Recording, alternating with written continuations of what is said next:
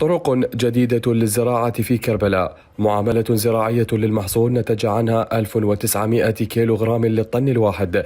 هذه أرقام تميز بها مشروع صحاري كربلاء عن باقي المحافظات العراقية بإنتاج وصل إلى 200 ألف طن من الحنطة. هذا الموسم بدأنا من هذا الحقل، ووجدنا ونوجه شكرنا وتقديرنا العالي لطريقة وآلية الزراعة، الاستخدام الأمثل لمياه الري، الاستخدام التكنولوجيا الحديثة، المعاملة الزراعية الجيدة، بحيث ستصل بإذن الله تعالى الغلة الدونم في هذا الموقع ستصل من 1600 إلى 1900 كيلو في الطن الواحد، وهذا طبعا أكيد يعني غلة عالية، وأكيد بعض المتخصصين راح يسمعون هذه الأرقام وأكيد راح يتفاجئون بها، ولكن هكذا هي صحاري كربلاء وأرض كربلاء المقدسة وآليات العمل الصحيحة. 3 مراكز تسويقية توزعت في كربلاء داخل المناطق الصحراوية بطرق حديثة ومرشات محورية تستخدم حديثا في هذا الموسم، وتماخض عنه سرعة في توفير مستحقات التسويق للفلاحين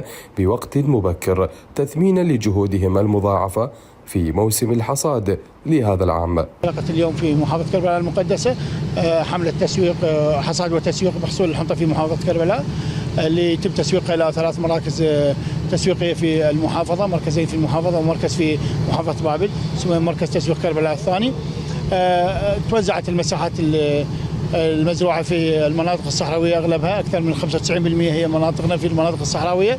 استخدمت طرق الزراعة الحديثة في استخدام المرشات المحورية في كربلاء، ونتوقع إن شاء الله إنتاجيتنا تصل إلى أكثر من 200 ألف طن في هذا العام. توفير الإمكانات للفلاحين والمياه أسهم بمضاعفة الإنتاج بنسبة تجاوزت 300%، وهو ما يفتخر به الكربلائيون لهذا الموسم. من كربلاء، جاسم الهميم، التغيير.